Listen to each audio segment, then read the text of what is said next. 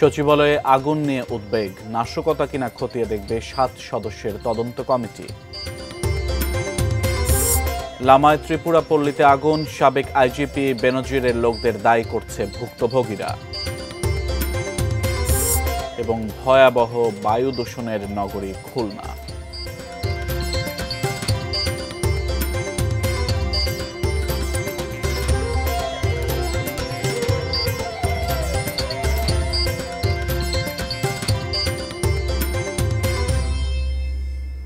এটি নিউজ দেখছেন, আমন্ত্রণ জানাচ্ছি দেশের খবরে। আজ আপনাদের সাথে আছি আমি সিয়াম রেজওয়ান। এতক্ষণ আকিজ বশির গ্লাসের সৌজন্যে সংবাদ শিরোনামগুলো শুনছিলেন। এবারে বিস্তারিত। সচিবালয়ে আগুনের ঘটনা তদন্তে মন্ত্রিপরিষদ বিভাগের অতিরিক্ত সচিব খালেদ রহিমকে প্রধান করে 7 সদস্যের তদন্ত কমিটি গঠন করা হয়েছে। এর আগে ফায়ার সার্ভিসের 19টি ইউনিটের চেষ্টায় সকালে নিয়ন্ত্রণে আসে সচিবালয়ের 7 নম্বর ভবনের আগুন। তবে সচিবালয়ের মতো সুরক্ষিত স্থাপনায় অগ্নিকাণ্ড নিয়ে উদ্বেগ জানিয়েছেন অনেকেই। সোহেল রানার ছবিতে সহকর্মী ওয়ালুল সাকিব জানাচ্ছেন বিস্তারিত। বুধবার দিবাগত রাত 1:50 দিকে আগুন লাগে সচিবালয়ের 7 নম্বর ভবনে। 6 তলা থেকে দ্রুতই আগুন ছড়িয়ে পড়ে উপরের দিকে। খবর পেয়ে ছুটে আসে ফায়ার সার্ভিসের 8টি ইউনিট, পরে আরও 11টি ইউনিট যোগ দিলে মোট 19টি ইউনিটের চেষ্টায় 6 ঘন্টা পর নিয়ন্ত্রণে আসে আগুন। তবে আগুন নিয়ন্ত্রণের কাজে গিয়ে ট্রাক চাপায় নিহত হন ফায়ার ফাইটার সোহানুর জামান নয়ন। যেখান থেকে আমার আয় রোজগার হয় বা আমার পরিবার চলে, সেই জায়গায় এইরকম একটা সংবাদ আমার জন্য খুবই কষ্টদায়ক। 20-30 বছর আগে করা নথিগুলো আছে, আমার নিজেরও সার্ভিস বুক ওইখানে আছে। এখন আগুন লাগার কথা শুনে আমি অনেক টেনশনে আছি। এটি স্রেফ দুর্ঘটনা নয় বলেই মনে করছেন অনেকে। তাদের দাবি, আওয়ামী লীগ শাসনামলের দুর্নীতির নথি পোড়াতেই এই নাশকতা। ভবনটার দিকে লক্ষ্য করলে দেখা যায় যে 3 জায়গায় দেখা যাচ্ছে যে আগুন জ্বলছে, মাঝ দিয়ে নেই। এটা কিভাবে সম্ভব? এটা দেখে মনে হচ্ছে যে এটা কোনো নাশকতা। কে করছে ওটা আইনের লোক যারা আছে তদন্ত করবে, দেখবে। হয়তো এখানে অনেক দুর্নীতি কাগজপত্র ছিল, নথিপত্র ছিল, সেইগুলো হয়তো নথিপত্র গায়েব করার জন্যই এই শেখ হাসিনার দোসররা এই কাজটা করেছে। এদিকে সকাল 8টার দিকে ঘটনাস্থল পরিদর্শন করেন স্বরাষ্ট্র উপদেষ্টা অবসরপ্রাপ্ত লেফটেন্যান্ট জেনারেল জাহাঙ্গীর আলম চৌধুরী। এই ঘটনা তদন্তে মন্ত্রিপরিষদ বিভাগের অতিরিক্ত সচিব খালেদ রহিমকে প্রধান করে 7 সদস্যের তদন্ত কমিটি গঠন করা হয়েছে। কোনো অ্যাক্সিডেন্ট তো সব জায়গায় হইতে পারে, এটা তো এই জন্য তো অ্যাক্সিডেন্ট বলা হয়। আগুনটা 6 তলায় লাগছে, 11টা 7, 8 উপরের দিকে গেছে, কিন্তু নিচে আর আসতে পারে না। এর আগে ভবনটির 6ষ্ঠ, 7ম ও 8ম তলার নথিপত্র ক্ষতিগ্রস্ত হওয়ার আশঙ্কার কথা জানান ফায়ার সার্ভিস ও সিভিল ডিফেন্সের মহাপরিচালক ব্রিগেডিয়ার জেনারেল জাহেদ কামাল। ক্ষতিগ্রস্ত হয়েছে 6, 7, 8, 9ও আমাদের এখন কাজ চলছে। 3টা জায়গায় একসাথে আগুনের ইয়েটা দেখা গেছে। এটা অনেক সময় হয় কি, যখন স্পার্কিং হয়, যদি বিদ্যুৎ লাইনে শর্ট সার্কিট হয়, এটা হতে পারে। পরে কর্মকর্তা কর্মচারীরা সীমিত পরিসরে সচিবালয়ে প্রবেশ করেন। রাষ্ট্রীয় সর্বোচ্চ দাপ্তরিক স্থাপনায় আগুন নাড়া দিয়েছে পুরো দেশকে। ঘটনাটি নিয়ে তৈরি হয়েছে ব্যাপক ধূম্রজালেরও। এটি কি নিছক দুর্ঘটনা নাকি নাশকতা, সেটাই এখন জানতে চায় সবাই। Waliul Sakib, ATN news, Dhaka. সচিবালয়ের অগ্নিকাণ্ডের বিষয়ে আরো বিস্তারিত আমরা জানবো। সচিবালয়ের সামনে আছেন সহকর্মী সাব্বির আহমেদ, বিস্তারিত জানাতে সরাসরি যুক্ত হচ্ছেন তিনি আমাদের সাথে। সাব্বির, সচিবালয়ে তো ঠিক এই মুহূর্তে একেবারে সবাইকে যে ঢুকতে দিচ্ছে এমনটি নয়, নিরাপত্তা ব্যবস্থা সম্পর্কে বিস্তারিত জানাবেন। ধন্যবাদ সিয়াম। আপনারা জানেন যে বাংলাদেশ সচিবালয়, অর্থাৎ যেখান থেকে সারা দেশের সব ধরনের গুরুত্বপূর্ণ সিদ্ধান্তগুলো নেওয়া হতো বিভিন্ন মন্ত্রণালয়ের এবং সারা দেশ পরিচালনার ক্ষেত্রে যেই ভবনটিতে বসে সব ধরনের কার্যক্রম পরিচালনা করা হতো, সেই সচিবালয়ে আগুন লেগেছিল এবং সেই আগুন লাগার পরে এখনও সচিবালয়ের যে স্বাভাবিক কার্যক্রম, সেই স্বাভাবিক কার্যক্রম আসলে পুরোপুরিভাবে শুরু হয়নি। এবং আজকে সপ্তাহের শেষ কর্মদিবস অর্থাৎ বৃহস্পতিবার, আজকে সচিবালয়ের অন্যান্য যে ভবনগুলো রয়েছে সেই ভবনে যেই কার্যক্রম, সেই কার্যক্রমগুলো কিছুটা স্বাভাবিকভাবে পরিচালিত হয়েছে। তবে বিদ্যুৎ সংযোগ না থাকায় কিন্তু পুরোপুরিভাবে কার্যক্রম পরিচালনা করা সম্ভব হয়নি।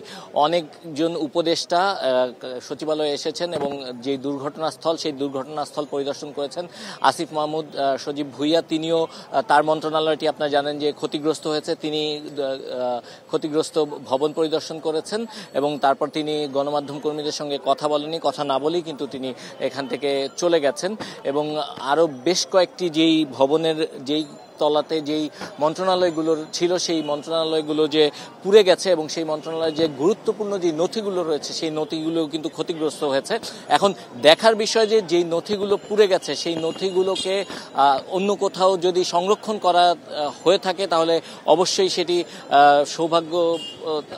সৌভাগ্যের বিষয়, কিন্তু কোনো কারণে যদি সেই নথিগুলো সংরক্ষিত না করা হয়ে থাকে বা কোনো জায়গায় সংরক্ষণ না করা হয়ে থাকে সেক্ষেত্রে কিন্তু অনেক মাসুল পোহাতে হবে। কারণ আপনারা জানেন যে অন্তর্বর্তীকালীন সরকার যেই সিদ্ধান্তগুলো নিয়েছিল বেশ কিছু কাগজপত্র যেই নথিজাত করা হয়েছিল এবং আপনারা জানেন যে স্থানীয় সরকার মন্ত্রণালয়ের বেশ কিছু দুর্নীতির তথ্য এবং সেই বিষয়গুলো এক জায়গায় করে বিভিন্ন নথিভুক্ত করা হচ্ছিল। সেই নথিগুলো রয়েছে কিনা সে বিষয় নিয়ে সচিব আসিফ আহমেদ তিনি কিন্তু প্রশ্ন তুলেছেন এবং তিনি বলেছেন যে এই ঘটনা নাশকতা কিনা সেই বিষয়গুলো খতিয়ে দেখা হচ্ছে নাকি একটি স্বাভাবিক বিষয় সেই বিষয়গুলো খতিয়ে দেখা হচ্ছে। এবং আপনারা জানেন ইতিমধ্যে 7 সদস্যের তদন্ত কমিটি গঠন করা হয়েছে। এই তদন্ত কমিটির রিপোর্ট পাওয়ার পর পরবর্তীতে আসলে এটি নিছক দুর্ঘটনা নাকি আসলে এখানে কোনো ধরনের কোনো ষড়যন্ত্রমূলকভাবে এই আগুন লাগানো হয়েছে সেই বিষয়গুলো উঠে আসবে। আজকের মতো সচিবালয়ের যে স্বাভাবিক কর্মঘণ্টা সেটি শেষ হয়েছে। এখন সচিবালয়ে যারা ভেতরে ছিলেন তারা ধীরে ধীরে বের হচ্ছেন এবং কিছুক্ষণ আগে বেশ কয়েকজন উপদেষ্টা সচিবালয় থেকে বের হয়ে গেছেন এবং আমরা যতটুকু জানতে পেরেছি হয়তো উপদেষ্টা যারা রয়েছেন তারা যমুনায় প্রধান উপদেষ্টার গিয়ে তার সঙ্গে একটি বৈঠক করতে পারেন। তো এই ছিল এই মুহূর্তে সচিবালয়ের সামনের আগুন লাগার পরবর্তী যে অবস্থা সেই তার সবশেষ। সাব্বির আহমেদ, ধন্যবাদ আপনাকে। সচিবালয়ের সামনে থেকে আমাদের সাথে যুক্ত হয়েছিলেন সহকর্মী সাব্বির আহমেদ। সকালেই ছুটিতে গ্রামের বাড়ি যাওয়ার কথা ছিল ফায়ার ফাইটার সোয়ানুর জামান নয়নের, কিন্তু মধ্যরাতে সচিবালয়ে আগুনের খবরে ডাক পড়ে রংপুর জেলার মিঠাপুকুর উপজেলার আটপনিয়া গ্রামের নয়নের। আগুন নেভাতে গিয়ে তারই জীবন প্রদীপ নিভে গেছে বেপরোয়া ট্রাক চাপায়। মিঠাপুকুরে তার গ্রামের বাড়ি থেকে স্বজনদের সাথে কথা বলেছেন প্রতিনিধি শাহরিয়ার মিম। এই মুহূর্তে রয়েছি মিঠাপুকুর উপজেলায়, রংপুরের মিঠাপুকুর উপজেলায়। আপনারা জানেন যে গতকালকে যে সচিবালয়ে অগ্নিকাণ্ডের ঘটনায় একজন আসলে ফায়ার সার্ভিসের কর্মী নিহত হয়েছেন, যার বাসা রংপুরের মিঠাপুকুরে। ফায়ার সার্ভিসের গাড়ি থেকে তিনি পাইপ নিয়ে রাস্তা পারা হয়ে যে তিনি যখন পানি দিতে যান তখনই কিন্তু ট্রাকের চাপায় তিনি নিহত হন। এই ঘটনায় ঢাকায় কিন্তু তার জানাজার নামাজ একবার অনুষ্ঠিত হয়েছে কিছুক্ষণ আগে এবং তার পরিবারেও কিন্তু এইখানেকার জানাজা হবে এবং এখানে কিন্তু তাকে আসলে দাফন করা হবে। দুই ভাই বোনের মধ্যে কিন্তু এই যে সোয়ান, সে কিন্তু সবার ছোট ছিল। আজকে তার আসলে বাড়িতে আসার কথা ছিল রংপুরের মিঠাপুকুরে, কিন্তু নিহতের যে কি নির্মম পরিহাস যে গতকালকে যে রাতে তার যে অগ্নিকাণ্ড যে নিবারণ করার যে চেষ্টা, তখন যেই কিন্তু সেখানে কিন্তু ট্রাকে চাপায় কিন্তু সে নিহত হয়, যার কারণে সে ঠিকই বাড়িতে ফিরে আসবেন কিন্তু তার কিন্তু আসলে আর যে তাকে যে জীবিত অবস্থায় কিন্তু সে বাড়িতে ফিরে আসছেন না। তো এই ছিল রংপুরের মিঠাপুকুর থেকে আমার কাছে যে ঢাকার সচিবালয়ে যে ফায়ার সার্ভিসের কর্মী নিহতের পরিবারের এখানে সর্বশেষ খবর। বিগত আওয়ামী লীগ সরকার দেশকে না সাজিয়ে নিজেদেরকে সাজিয়েছে বলে মন্তব্য করেছেন জামায়াত ইসলামের আমির ডাক্তার শফিকুর রহমান। সকালে খুলনার ডুমুরিয়া উপজেলার 18 মাইলে জামায়াতের পথসভায় প্রধান অতিথির বক্তব্যে তিনি একথা বলেন। জামায়াতের আমির আরও বলেন, স্বৈরাচার পালিয়ে গেলেও দেশ ও সমাজকে অস্থির করার জন্য এখনো বিভিন্ন কর্মকাণ্ড চালিয়ে যাচ্ছে, তবে তাদের সকল চক্রান্ত ব্যর্থ হয়েছে, আগামীতেও ব্যর্থ হবে। জামায়াত ইসলামের সেক্রেটারি জেনারেল অধ্যাপক মিয়া গোলাম পরওয়ার, কেন্দ্রীয় সাংগঠনিক সেক্রেটারি মুহাদ্দিস আব্দুল খালেক, কেন্দ্রীয় কর্ম পরিষদ সদস্য মাওলানা আবুল কালাম আজাদ ও সাতক্ষীরা জেলা আমির মাওলানা শহীদুল ইসলাম মুকুল এ সময় উপস্থিত ছিলেন।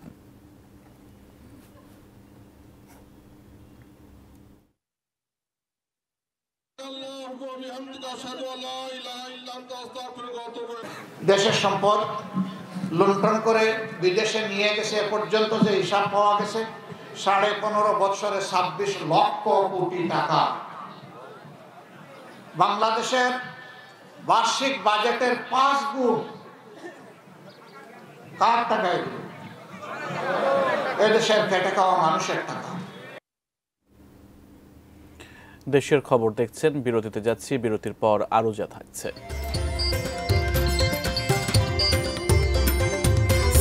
ময়মনসিংহে ডাম্প ট্রাক ও অটোরিকশার সংঘর্ষে স্বামী স্ত্রী সহ 4 জন নিহত।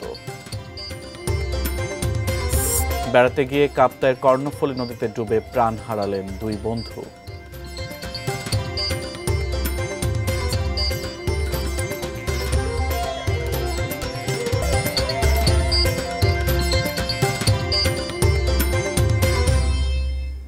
বিরতির পর আমন্ত্রণ, দেখছেন দেশের খবর।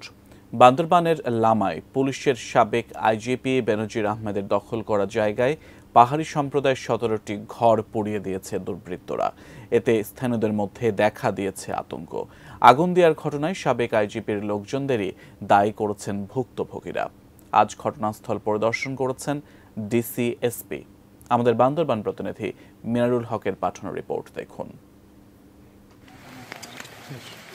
ক্ষমতার দাপটে পুলিশের সাবেক মহাপরিদর্শক বেনজির আহমেদ বান্দরবানের সুয়ালক এলাকায় 50 একর এবং লামা উপজেলার সরই ইউনিয়নের টঙ্গাঝিরি এলাকায় স্ত্রীর নামে প্রায় 100 একর জায়গা দখল করেন। 5 আগস্টে সরকার পরিবর্তনের পর সুয়ালক এলাকার 25 একর জায়গা প্রশাসন দখলে নেয়। অন্যদিকে লামার টঙ্গাঝিরির জায়গা আবার দখলে নিয়ে 19টি ত্রিপুরা পরিবার নতুন পাড়া তৈরি করে বসবাস শুরু করে। গত মঙ্গলবার বড়দিনের আগের রাতে প্রার্থনা ও উৎসব পালনের জন্য ত্রিপুরা পরিবারের সদস্যরা পার্শ্ববর্তী এলাকায় গেলে দুর্বৃত্তরা তাদের পাড়াটি জ্বালিয়ে দেয়। আগুনে 17টি বসতবাড়ি পুড়ে ছাই হয়ে যায়। সাবেক আইজিপির লোকজন এ ঘটনায় জড়িত বলে স্থানীয়দের অভিযোগ। ধান, চাল, মুরগি 10টা চুরি হয়ে গেছে। পাড়াতে গেছিলাম ধর্ম করতে আর কি। এখানে আছে 19 পরিবার মিলে এখন 17 পরিবার এখন একদম শেষ। এখন কি করা যায়, আমার কোথায় থাকবো, কিরকম খাবো, এখন যে আমরা বুঝতে পারলাম না। এখন আমার অসহায়। কে দিছে, কারা দিছে, আমরা এখনো কিছু আমরা পাচ্ছি না। তবে এটা তদন্ত মধ্যে যা আসে তা বলতে পারবো। আমরা এখন কেউ ভালো বলতে পারছি না, খারাপ বলতে পারছি না। বৃহস্পতিবার ঘটনাস্থল পরিদর্শন করেন বান্দরবানের জেলা প্রশাসক ও পুলিশ সুপার। দায়ীদের শাস্তির আওতায় আনা হবে বলে আশ্বাস দিয়েছেন তারা। ঘটনা যেটা ঘটেছে এটা আমরা সর্বোচ্চ ভাবে এটা আমরা পুলিশ প্রশাসন এবং জেলা প্রশাসন উভয়ই আমরা এটা শক্তভাবে এটা দেখবো আর কি। আমরা চেষ্টা করছি দ্রুততার সাথে যেন এই বিষয়টি বেরিয়ে আসে এবং এই বিষয়টি আসলে কঠোর হাতেই দমন করা হবে। যে কাজটি করুক না কেন সে কিন্তু কোনোভাবেই রেহাই পাবে না। ঘর হারিয়ে মানবেতর অবস্থায় পড়েছে ত্রিপুরা পরিবারগুলো। এক বিবৃতিতে ঘটনার নিন্দা জানিয়েছেন পার্বত্য চট্টগ্রাম বিষয়ক উপদেষ্টা Supradip Chakma. Shamsul Arefin, desk report, ATN news. ভয়াবহ বায়ু দূষণের কবলে খুলনা নগরী। মারাত্মক ধুলোয় দিশেহারা মানুষ। বিশ্বব্যাংকের প্রতিবেদনে উঠে এসেছে বাংলাদেশের দূষিত নগরীর তালিকায় খুলনার নাম। শুকনো মৌসুম বলে বাতাসে ধুলোর মাত্রাও এখন বেশি। খুলনা বিভাগীয় প্রতিনিধি মোহাম্মদ অসীমের তথ্য ছবিতে আরেকটি ডেস্ক রিপোর্ট দেখুন। আসলে আমাদের জীবনটা এমন হয়ে গেছে, এগুলো এখন ডাল ভাত। অসুবিধা শুধু ভাই, মরে যাচ্ছি। এমনই অসহায় খুলনা মহানগরবাসী। ভর দুপুরেও কয়েক ফুট দূরে কি আছে বোঝার উপায় নেই। ধুলোর আস্তরে ঢাকা সব। ফিটনেসবিহীন গাড়ির কালো ধোঁয়ায় দিন দিন বিষাক্ত হয়ে উঠেছে খুলনার বাতাস। বৈশ্বিক মানদণ্ড অনুযায়ী বায়ুমান সূচক 50-এর নিচে থাকলে তাকে বিশুদ্ধ বাতাস ধরা হয়। 51 থেকে 100 হলে সহনীয়। বায়ুমণ্ডলীয় দূষণ অধ্যয়ন কেন্দ্র ক্যাপসের রিপোর্টে দেখা যায় গত 2 মাসে খুলনার বাতাসে বস্তুকণা 220 ঘনমিটারের উপরে, বর্তমানে যা মারাত্মক পর্যায়ে। ধুলাবালি আমাদের গায়ে ওঠে, নাকের নিঃশ্বাসের সাথে এটা শরীরের ভিতরে ঢোকে। আমরা প্রত্যেকদিনই এগুলো ফেস করি। প্রত্যেকদিন এই রাস্তার উপর দিয়ে আমাদের হাজার হাজার লোক চলাচল করে। এদের স্বাস্থ্যের ঝুঁকি যেমন বাড়ছে তেমন বাড়ছে আমাদের শ্বাসকষ্ট। অপরিকল্পিত নির্মাণ কাজ আর দীর্ঘদিন ধরে ড্রেন ও রাস্তা খোঁড়াখুড়িকেই দায়ী করছেন বিশেষজ্ঞরা, যা মারাত্মক স্বাস্থ্য ঝুঁকিরও কারণ। কনস্ট্রাকশন কাজগুলো এই সময় স্বাভাবিকভাবেই বেশি হয়, এই জন্যই মূলত পার্টিকুলেট ম্যাটারটাই আমরা বেশি পেয়ে থাকি। বায়ু দূষণের ফলে স্ট্রোক, হৃদরোগ, কিডনি রোগ, এমনকি গর্ভকালীন যে স্বাস্থ্য ঝুঁকি এগুলোও হতে পারে। তবে নানা সীমাবদ্ধতার কারণে ধুলোবালি নিয়ন্ত্রণে আনা সম্ভব হচ্ছে না বলে জানান খুলনা সিটি কর্পোরেশনের কর্মকর্তারা। আমাদের দেশে হলো সবসময় কনস্ট্রাকশন কাজ চলে। একটা শহরের ভিতরে একটা নতুন রাস্তা করছে, রাত্রির ভিতরে বালি ঢুকতেছে। এখান থেকে পরিত্রাণ পাওয়া খুব কঠিন ব্যাপার। আমাদের সবাইকে সচেতন হতে হবে। স্টেট অফ গ্লোবাল এয়ার রিপোর্টে দেখা গেছে 2021 সালে বায়ু দূষণের কারণে বাংলাদেশে অন্তত 2,36,000 মানুষ প্রাণ হারিয়েছেন। Shahana Jahan, desk report, ATN news. Mymensingh সদরের ডাম্প ট্রাক ও অটোরিকশার মুখোমুখি সংঘর্ষে স্বামী স্ত্রী সহ 4 জন নিহত হয়েছেন। সকালে ময়মনসিংহ নেত্রকোনা সড়কে সদর উপজেলার গাছতলা এলাকায় দুর্ঘটনা ঘটে। পুলিশ জানায় ময়মনসিংহ থেকে একটি সিএনজি চালিত অটোরিকশা নেত্রকোনায় যাচ্ছিল। পথে তারাকান্দার গাছতলা এলাকায় পৌঁছালে বিপরীতমুখী একটি ডাম্প ট্রাক অটোরিকশাটিকে চাপা দেয়। এতে ঘটনাস্থলেই 2 জনের মৃত্যু হয়। আহত 4 জনকে উদ্ধার করে ময়মনসিংহ মেডিকেল কলেজ হাসপাতালে নেওয়া হলে সেখানে মারা যান আরও 2 জন। কাপ্তাইয়ের কর্ণফুলী নদীতে নিখোঁজের 42 ঘণ্টা পর পাওয়া গেল 2 বন্ধুর মৃতদেহ। সকালে প্রিয়ন্ত ও শাহন দত্তের মৃতদেহ উদ্ধার করা হয়। মঙ্গলবার দুপুরে রাঙামাটির কাপ্তাইয়ের সীতাঘাট এলাকায় কর্ণফুলী নদীতে গোসল করতে নেমে 2 বন্ধু ডুবে যান। নিখোঁজের পর থেকে দিনভর উদ্ধার তৎপরতা চালায় কাপ্তাই ফায়ার সার্ভিস, তবে তাদের খুঁজে পাওয়া যায়নি। নদীতে তলিয়ে যাওয়ার 42 ঘণ্টা পর আজ সকালে 2 বন্ধুর মৃতদেহ ভেসে ওঠে। দেশের খবর থেকে আবারও বিরতিতে যাচ্ছি, সঙ্গেই থাকুন।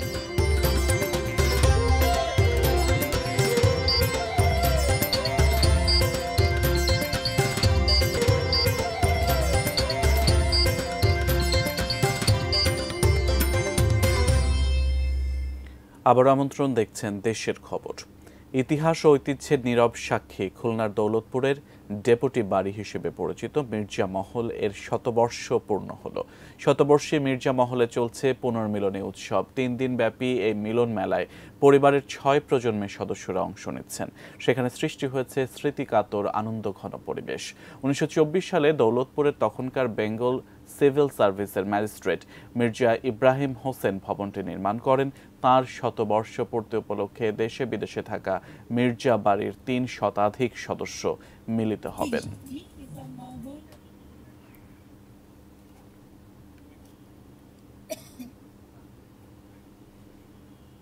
শেষ করব দেশের খবর, তবে তার আগে এক নজরে আকিজ বশির গ্লাসের সৌজন্যে সংবাদ শিরোনামগুলো জানিয়ে দেব আরেকবার।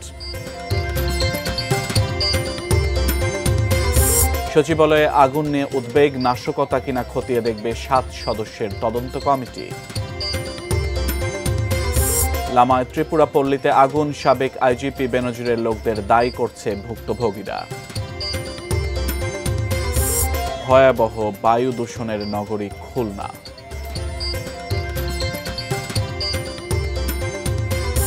ময়মনসিংহের ডাম্প ট্রাক ও অটোরিকশার সংঘর্ষে স্বামী স্ত্রী সহ 4 জন নিহত।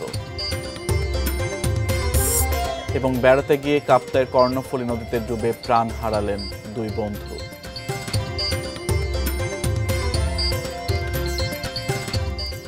দেশের খবর ছিল এ পর্যন্তই। এতক্ষণ সাথে থাকার জন্য ধন্যবাদ সবাইকে।